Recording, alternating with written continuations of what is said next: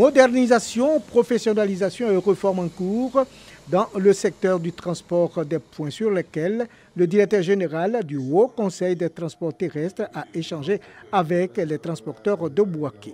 C'est avec amertume que Diaby Ibrahim a abordé la question des surcharges avec son corollaire des dégradations des véhicules et du réseau routier. Il est obligatoire aujourd'hui que les transporteurs routiers avec les camions lourds puissent rouler en tenant compte de la charge du véhicule. Tout comportement de transporteur favorisant la surcharge aujourd'hui est puni.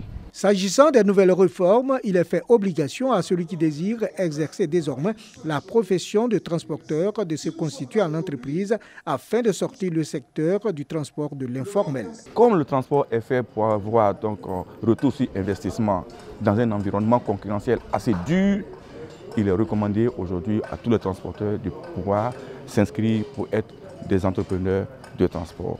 Pour que, 1, nous puissions maîtriser nos outils, 2, nous puissions maîtriser la comptabilité, 3, nous puissions tout mettre en œuvre pour que la question du déplacement de nos populations puisse répondre aux aspirations sécuritaires, aux aspirations administratives et aux aspirations de la vision que le pays a en ce moment en termes de développement économique et social. Des mesures approuvées par les acteurs du transport à Bouaké. Tout est dans notre intérêt, tout est une question d'organisation pour être rentable. Moi j'ai commencé, j'ai déjà même considéré mes dossiers. Après Bouaké, la délégation du Haut Conseil des transports terrestres rencontrera les transporteurs de Kokoko.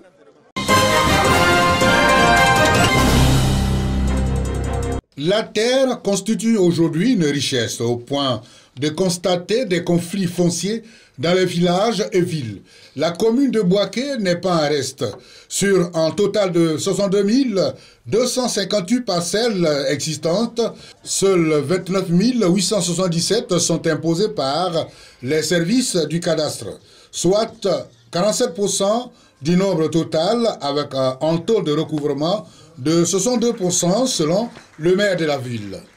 Dans ce contexte de rareté de ressources financières nécessaires au bon fonctionnement de notre appareil municipal, vous conviendrez avec moi qu'il faut absolument épuiser la totalité des possibilités et des opportunités à notre portée.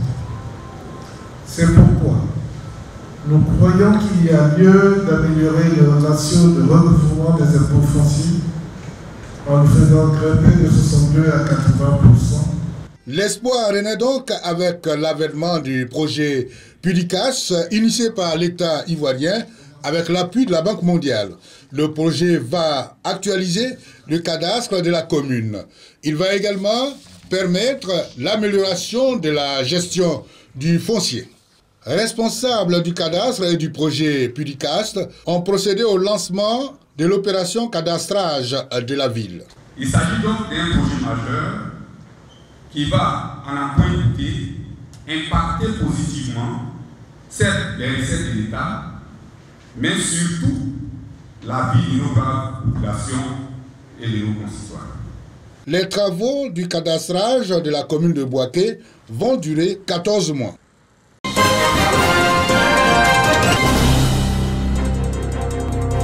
C'est dans cet atelier de fortune qu'Ezès Rodrigue.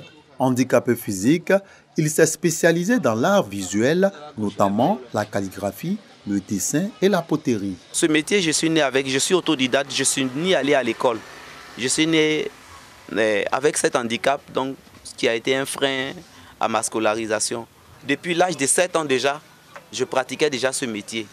Et quand je dis je pratiquais ce métier, tout enfant avait des bêtises, il pouvait jouer au ballon à l'âge de 3 ou 4 ans déjà. Mais moi déjà, j'avais des brindilles de balai couchées au sol et je dessinais. Rodrigue a déjà remporté plusieurs prix à différents concours de vacances culture. Il travaille avec 5 jeunes, dont 2 que nous trouvons sur place. Pour accompagner Rodrigue dans le développement de ses activités, il reçoit un chèque de 700 000 francs CFA.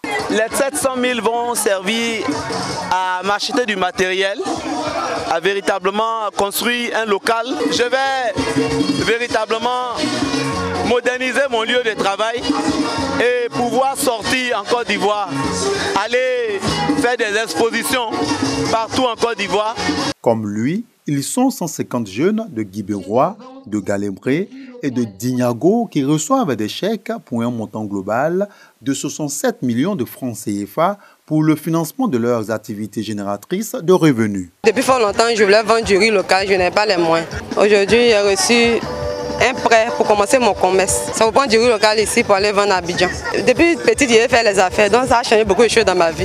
Nous ferons bon usage des fonds qui nous seront remis en remboursant intégralement ce financement afin de permettre à nos frères et sœurs sur l'ensemble du territoire de bénéficier à leur tour de cette opération.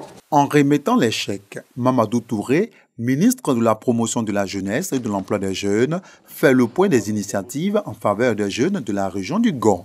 Ce sont 3708 jeunes qui ont bénéficié de l'action du gouvernement pour un montant total de 2 320 695 016 francs CFA.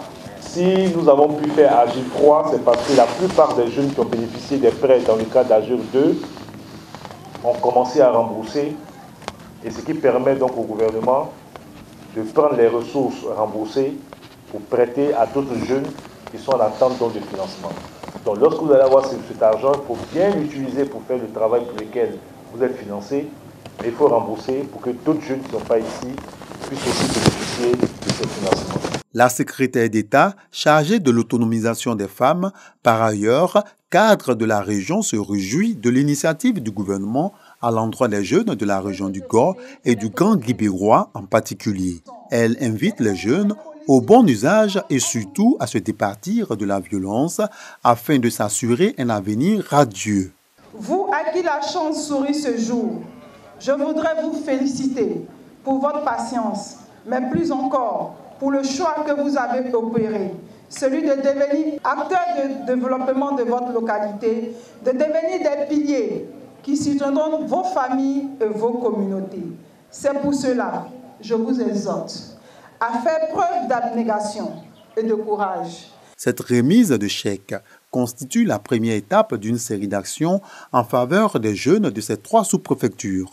Les jeunes sont invités à soumettre leurs projets à l'Agence Emploi Jeunes pour bénéficier de financement.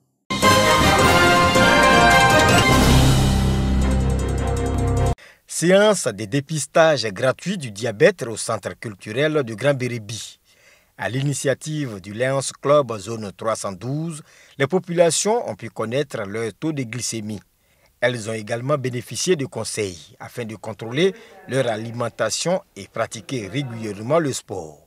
Une action saluée par les populations, avec à leur tête le sous-préfet. Le diabète, nous savons, c'est une maladie qui fait tellement de ravages.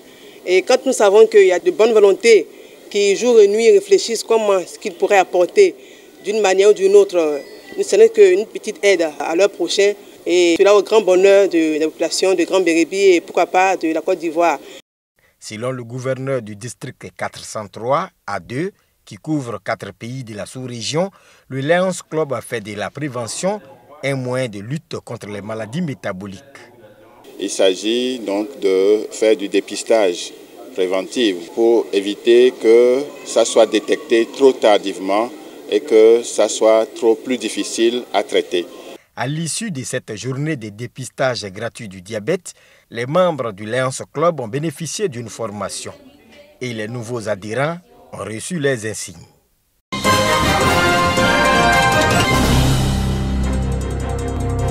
C'est un établissement prêt à accueillir dès la rentrée scolaire prochaine ses premiers élèves qui vient d'être livré aux populations d'Amouri-Akro, village de la sous-préfecture de Doufrebo dans le département d'Anibile-Krou.